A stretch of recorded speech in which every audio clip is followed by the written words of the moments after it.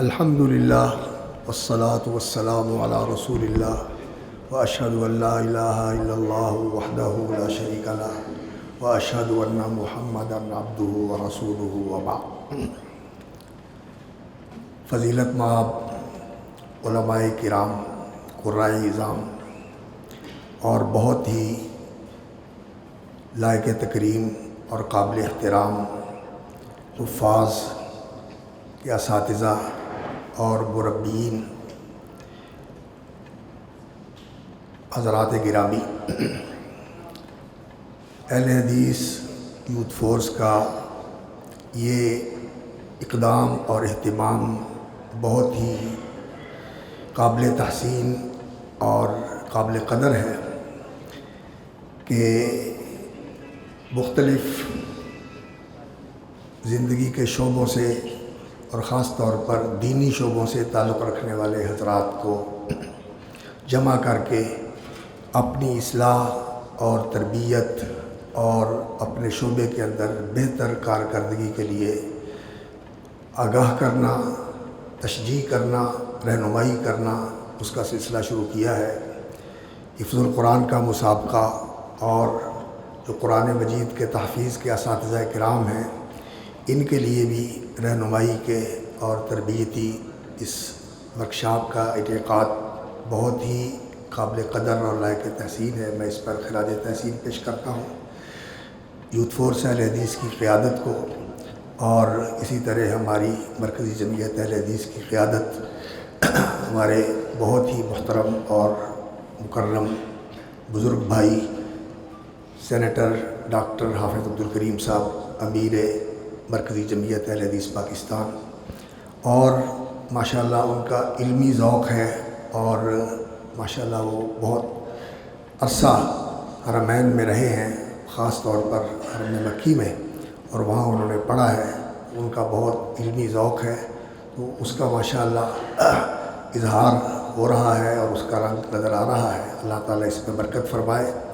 اور پہلے جو ہمارے بزرگ تھے، انہوں نے جو کچھ کیا اس جمعیت کے لیے، مسلک اہل حدیث کی اشاعت کے لیے، توحید و سنت کو فروغ دینے کے لیے، اور جتنے بھی وابستگان ہیں جمعیت کے ساتھ، یوتھ فورس کے ساتھ، ان کی تربیت اور ان کی شخصیت سازی اور ان کی ذہنی تعمیر کے لیے وہ بہت ہی قابل قدر ہے۔ اللہ تعالیٰ اس روایت کو قائم رکھنے اور مزید آگے بڑھانے کی توفیق عطا فرمائے۔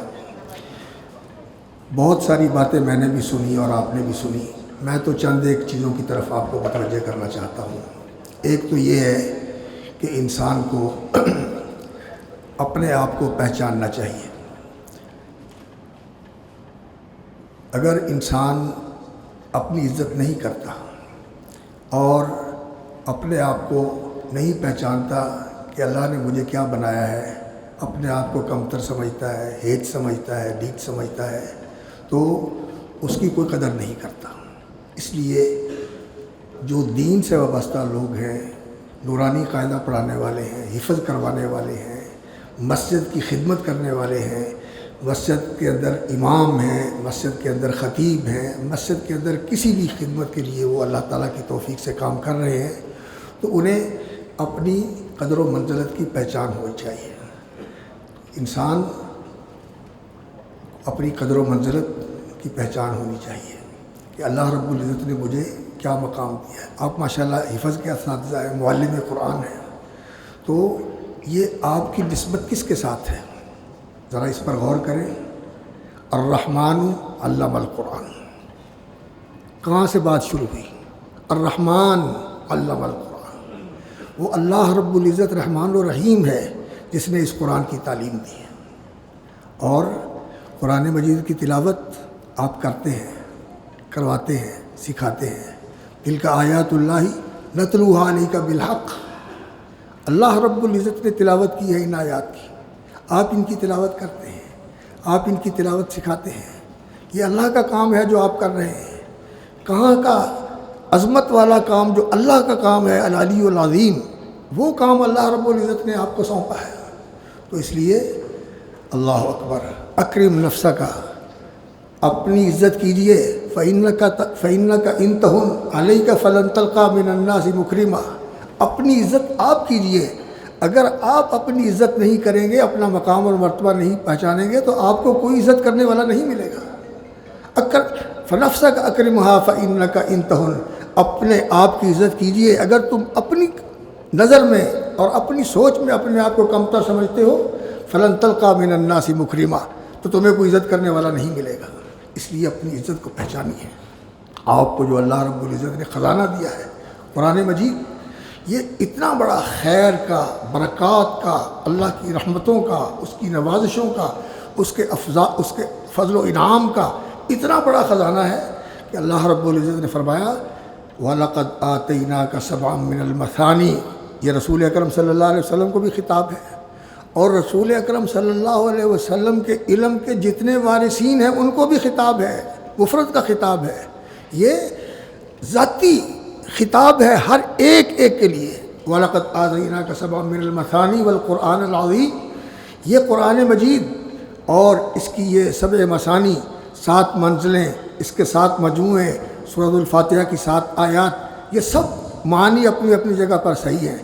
والقرآن العظیم، یعنی قرآن عظیم آپ کو دیا ہے، تو اس کے ملنے کے بعد لا تمدن عینیک الی ما متعنا بہ ازواجا منہم، اب اس کے بعد کسی اور کی طرف نگاہ اٹھا کے آپ دیکھیں کہ کسی کے پاس بادشاہت ہے، کسی کے پاس وزارت ہے، کسی کے پاس کوئی سرمایہ ہے، کسی کے پاس کچھ ہے، لا تمدن عینیک الی ما متعنا بہ ازواجا منہم، آپ اس کی طرف نگاہ اٹھا کے بھی نہ دیکھیں، خاطر میں لانا تو کیا، آنکھ اٹھا کے بھی نہ دیکھیں، آنکھ اٹھا کے بھی نہ دیکھیں۔ اس خزانے کی قدر کیجیے، یہ بہت بڑا خزانہ ہے۔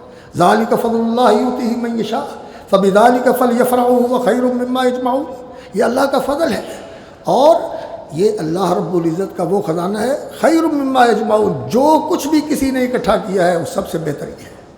اور پھر آپ اس جماعت کے اندر شامل ہیں، خیرکم من تعلم القرآن وعلمہ، رسول اکرم صلی اللہ علیہ وسلم نے فرمایا کہ بہترین ہے اس امت کو، فرمایا یہ امت خیر امت ہے، امت وسط ہے، اور اس خیر امت اور اس امت وسط کا جو سب سے بہتر طبقہ ہے وہ کون ہے؟ من تعلم القرآن وعلمہ، جو قرآن سیکھتے اور قرآن سکھاتے ہیں۔ تو ہمیں اس مقام اور مرتبے اور اس منصب اور اس اللہ رب العزت نے جو ہمیں سٹیٹس دیا ہے، ہمیں اس کا لحاظ کرنا چاہیے، اس کا خیال کرنا چاہیے کہ اس کے تقاضے کیا ہیں۔ ہمیں اپنے آپ کو اہل ثابت کرنا چاہیے، نہ اہل نہ ہوں، ہم اپنے آپ کو اس کے لیے لائق بنائیں، اس کے لیے ہم اپنے آپ کو اہل بنائیں، اور وہ یہی ہے کہ ہم اپنے اندر وہ اخلاق، اوصاف، وہ نیت، اخلاص اور وہ احتساب، اللہ سے اجر و ثواب کی امید، یہ اپنے اندر پیدا کریں، تاکہ اللہ رب العزت ہمیں صحیح معنوں میں اس گروہ کے اندر شامل فرما کے اللہ رب العزت ہم سے راضی ہو جائے، اور اللہ رب العزت ہم کو نواز دے، اللہ رب العزت ہمیں اس گروہ میں شامل کر کے اللہ رب العزت ہمیں اپنے مقبول بندوں میں شامل فرما لے۔ تو اس کے لیے آپ نے ماشاءاللہ آج بڑی اچھی باتیں سنی، تعلیم کے حوالے سے بھی، بچوں کی تربیت کے حوالے سے بھی، اور مفتی صاحب جو گفتگو کر رہے تھے وہ بہت ہی قیمتی گفتگو تھی، آپ نے سب کچھ سنا۔ میں ایک چیز کی طرف آپ کو توجہ دلانا چاہتا ہوں کہ لوگوں کے اندر مقبول ہونا، پسندیدہ ہونا اور لوگوں کے اندر نیک نام ہونا، یہ چیزیں انسان کے دل میں نہیں ہونی چاہیے کہ لوگ مجھے اچھا کہیں، لوگ مجھے پسند کریں، لوگوں کے اندر مجھے نیک نامی ملے۔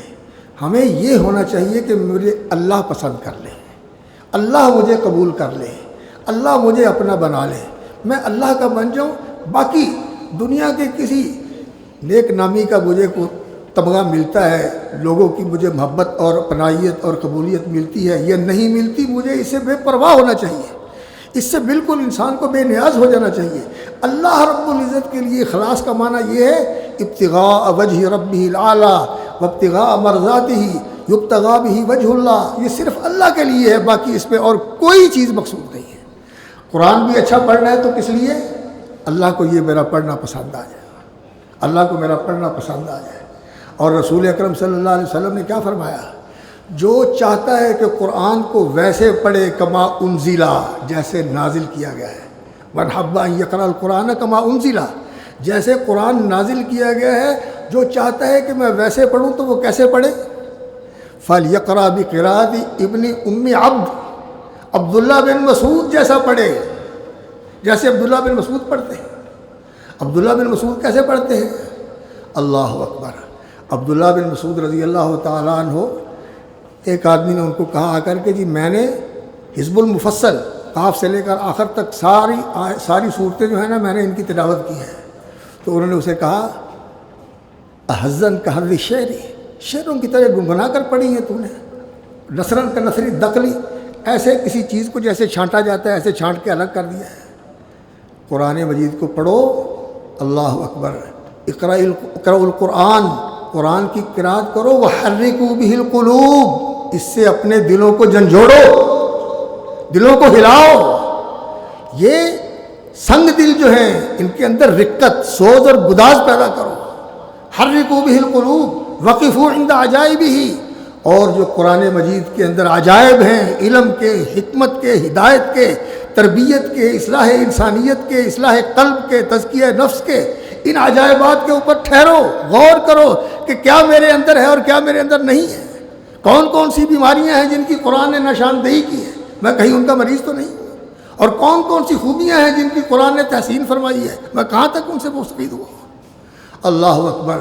وہ جیسے ایک اثر مشہور ہے کہ لقد انزلنا الیکم کتابا فیہ ذکرکم، اگرچہ اس کا معنی تو اور ہے کہ اس میں تمہارے لیے نصیحت ہے، لیکن انہوں نے اسے ایک اور معنی مفہوم لیا، حنف ابن قیس نے۔ وہ کہتے ہیں کہ قرآن مجید کی آیت پڑھی تو میں ٹھٹک کے ٹھہر گیا، میں یہاں رک گیا۔ لقد انزلنا الیکم کتابا فیہ ذکرکم، ایسی کتاب اتاری ہے جس میں تمہارا تذکرہ موجود ہے، جس میں تمہارا اپنا ذکر موجود ہے۔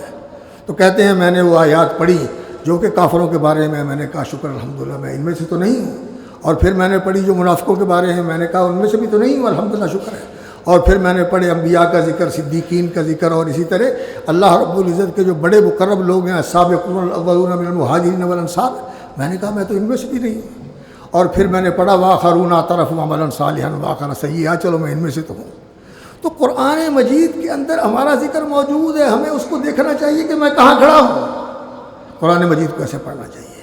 اور ہمارے محترم قاری صاحب نے بھی ماشاءاللہ آپ کو کمپیوٹرائزڈ حفظ کا جو ہے نا وہ سلیقہ اور طریقہ بتایا، لیکن میری ایک گزارش ہے، پتہ نہیں آپ لوگ اس کو پسند کریں گے یا نہیں، لیکن بہرحال میں کہتا ہوں کہ ہمیں تکلفات سے منع کیا گیا ہے، نہینا عن التکلف، تکلف سے ہمیں منع کیا گیا ہے۔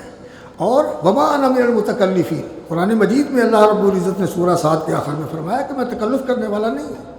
تو رسول اکرم صلی اللہ علیہ وسلم آسان دین لے کر آئے ہیں، آسان اور سہل دین لے کر آئے ہیں، اور افسوس مجھے ہوا کہ انہوں نے جو تذکرہ کیا تو شیعہ کا ذکر کیا اور قادیانیوں کا ذکر کیا، یہ دونوں گمراہ لوگ ہیں، دونوں گمراہ ہیں، اور حقیقی معنی میں یہ قرآن کے دشمن ہیں۔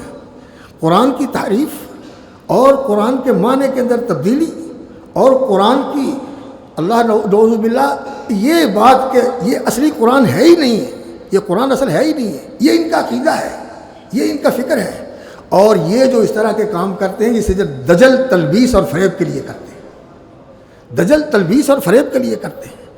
ہمیں ان کو نہیں دیکھنا چاہیے، ہمیں صحابہ کو دیکھنا چاہیے، ہمیں صحابہ کو دیکھنا چاہیے۔ صحابہ قرآن پڑھتے تھے، یہ آیات کو گن کر، اور اتنی آیتیں، 30 آیتیں، 15 آیتیں، 40 آیتیں، 60 آیتیں، 70 آیتیں، 100 آیتیں، 1000 آیتیں، یہ گننا، آیتوں کا یاد کرنا یہ بہت اچھی بات ہے، صحابہ ایسے ہی یاد کرتے تھے، بلکہ ان کے پاس گھڑیاں نہیں ہوتی تھی، ان کے پاس کیا ہوتا تھا کہ اتنی دیر کے بعد آؤں گا جتنی دیر میں 60 آیتیں پڑھ لی جاتی ہیں، اتنی دیر کے بعد آؤں گا جتنی دیر کے اندر 100 آیتیں پڑھ لی جاتی ہیں، اتنی دیر کے اندر آؤں گا جتنی دیر میں 30 آیتیں پڑھ لی جاتی ہیں۔ نبی صلی اللہ علیہ وسلم کا قیام 30 آیتوں کے برابر ہوتا تھا، عصر کے اندر قیام 15 آیتوں کے برابر ہوتا تھا، یہ ان کا پیمانہ تھا، اس طرح وہ قرآن کے ساتھ جڑے ہوئے تھے۔ تو قرآن مجید کی ضبط، اتقان، اس کے اوپر محنت کریں، آیات کے نمبر یاد کروائیں، تلفظ ان کا اچھا کریں، لہجہ ان کا اچھا کریں، لیکن یہ لہجہ اور یہ ساری چیزیں تکلف نہیں ہونا چاہیے ان کے اندر، اور دکھاوا نہیں ہونا چاہیے۔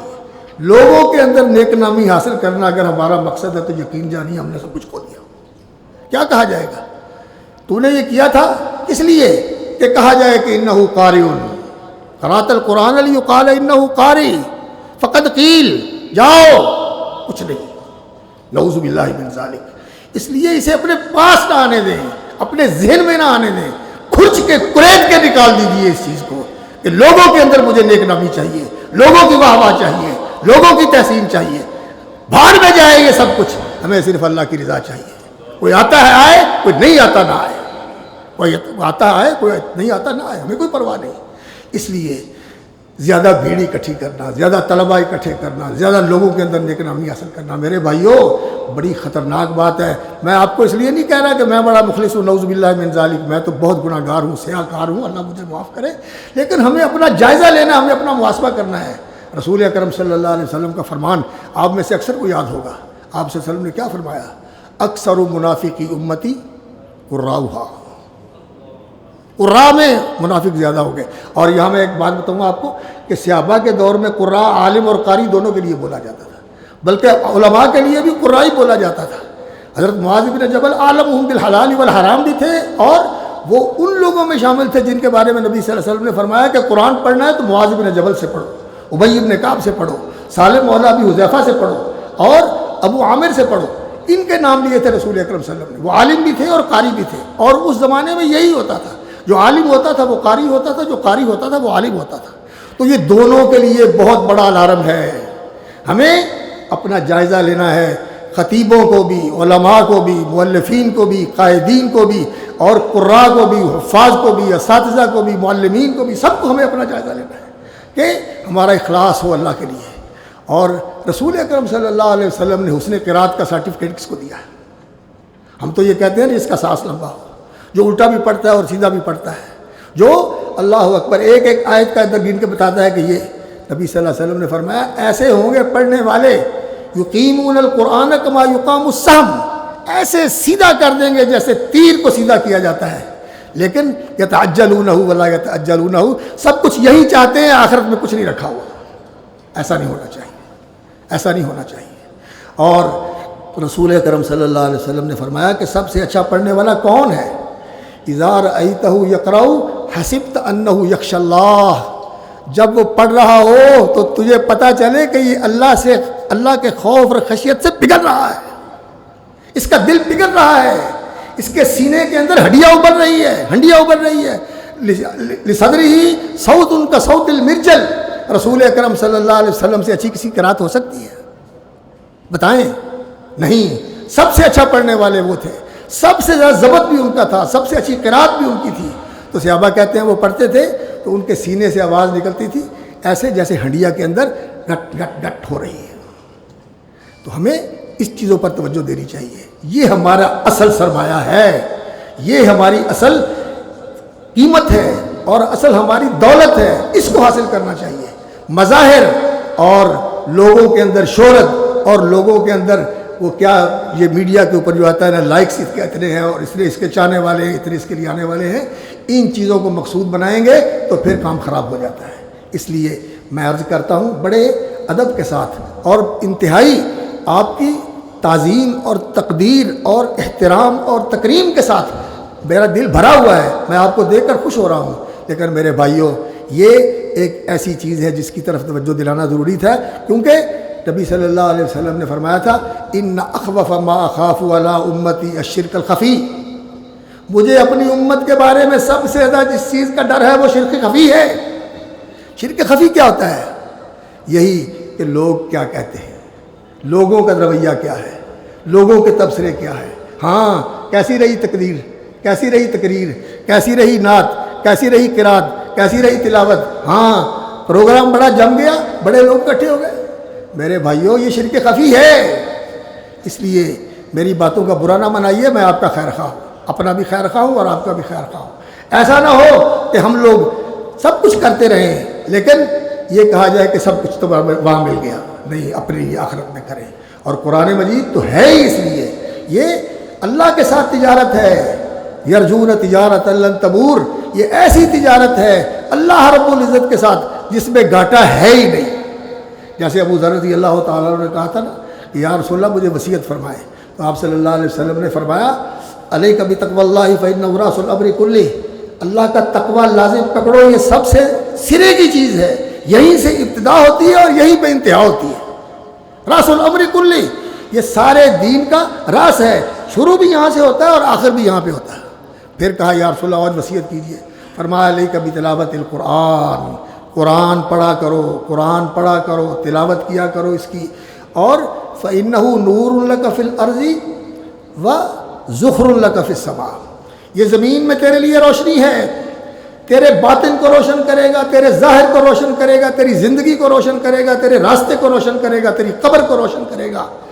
ذُخْرٌ لَكَ فِي الْأَرْضِ، نُورٌ لَكَ فِي الْأَرْضِ وَذُخْرٌ لَكَ فِي السَّمَاءِ، اور یہ تیرا آسمان میں کریڈٹ ہے، تیرا ذخیرہ ہے، تیری جمع پونجی ہے جو وہاں جمع ہو رہی ہے۔